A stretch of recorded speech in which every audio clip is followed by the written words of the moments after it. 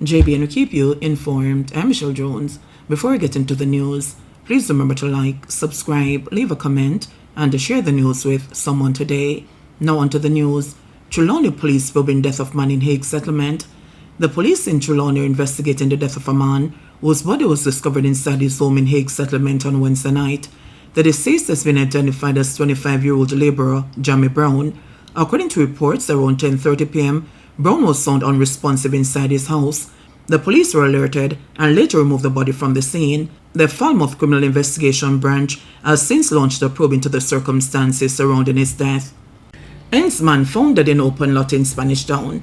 The body of a man was found face down in a pile of garbage in an open lot in the community of Claytonites, located along St. John's Road in Spanish Town, St. Catherine, on Wednesday night. He has been identified as 24-year-old customer service representative Johan Thomas, otherwise called JJ and Ensman, of a St. John's Road address.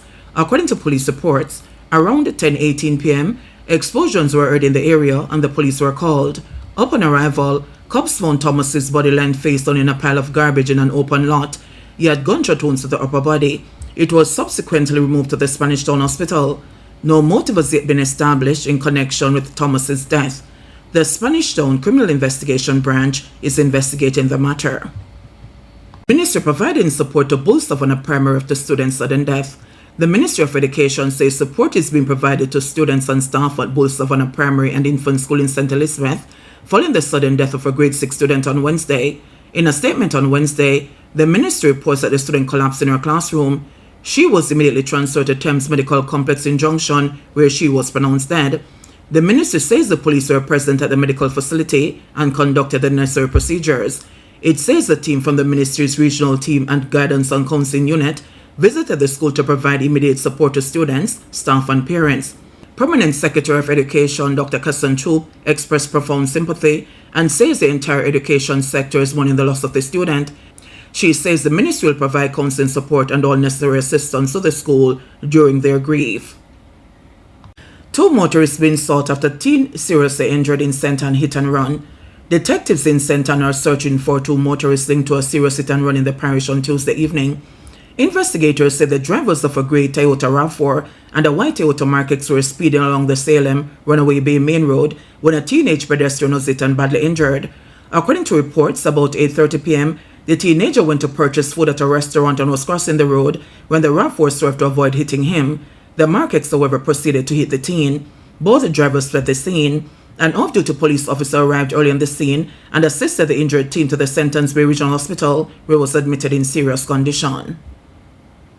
Oaks are being sought over security scare at Seaview Gardens Police Station. The police are seeking to locate a caller who caused the security scare at the Seaview Gardens Police Station in St. Andrew on Wednesday. According to police reports, around 3:20 p.m., a male caller claimed that an explosive device had been planted at the station. This triggered emergency protocols, and the relevant agencies were called in. Checks were conducted, but no device was found. The police are now searching for the hoaxer and continue to monitor the situation. Dr. Holness to be sworn in as Prime Minister next Tuesday. Dr. Andrew Holness will for a fourth time be sworn in as Prime Minister of Jamaica. He will be sworn in by Governor General Sir Patrick Allen next Tuesday, September 16, during a ceremony at King's House at 4 p.m. During the ceremony, Dr. Holness will take the oath of allegiance and oath of office and will be presented with his instrument of appointment by the Governor General. Dr. Holness and Sir Patrick met on Wednesday. The meeting took place after the Electoral Office of Jamaica formally advised the Governor General on Tuesday that the Jamaica Labour Party won the September 3 general election. The JLP secured 35 seats to the People's National Party's 28 seats. PMP rules out magisterial recounts but may go to election court for St. Andrew West Central seat. People's National Party PMP President Mark Golding has stated that the party does not intend to seek a magisterial recount in any constituency following last week's general election. Further, Golding said that all but one member of parliament elect on the opposition side have written to Governor General Sir Patrick Allen, confirming their support for him to be appointed leader of the opposition. He noted that the sole MP elect who did not write to Allen is currently travelling overseas. These disclosures were made on Thursday during the party leadership's first press conference since its electoral defeat to the Jamaica Labour Party in the parliamentary elections held on September 3. I am happy to announce that all our MPs elect, except for one who is travelling abroad, have signed a letter to the Governor General confirming their support for me to be appointed leader of the opposition. Since the election, our party has been active to 28. Our team in Parliament is strong, and we will be a formidable force in the Parliament of the land to hold the government to account and to defend the rights and interests of the Jamaican people.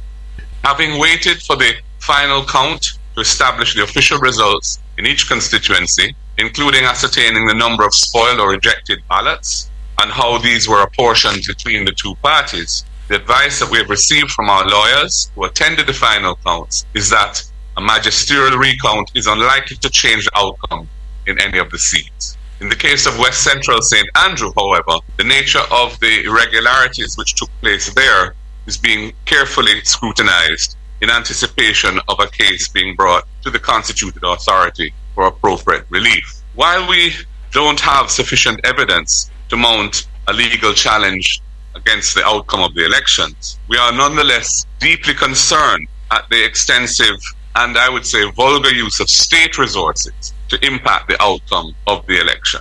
At the same time, PNP General Secretary Dr. Dayton Campbell said a review of the party's performance will be conducted.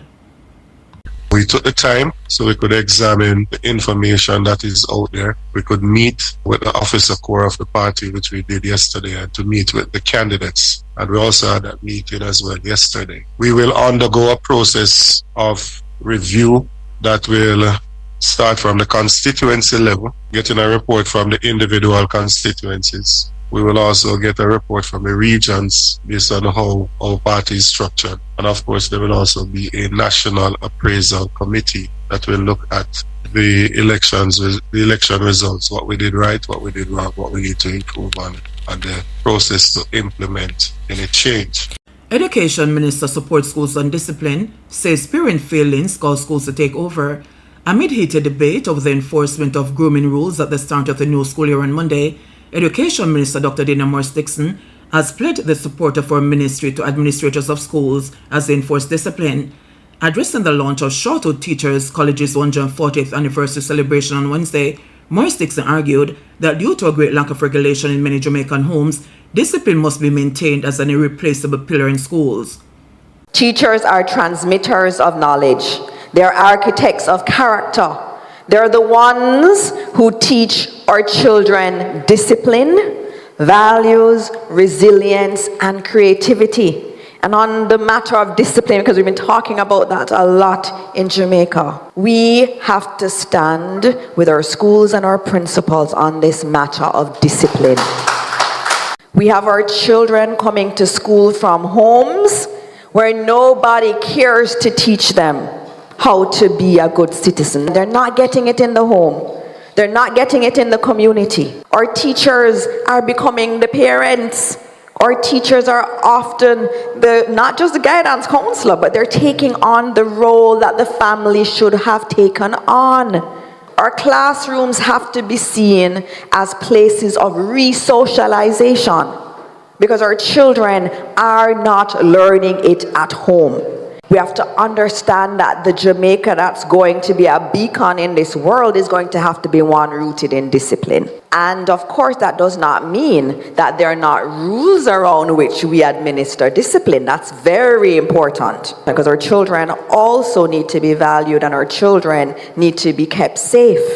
But at the heart of it, and as Minister of Education up to today, I'm telling you that my focus is on having disciplined school environments.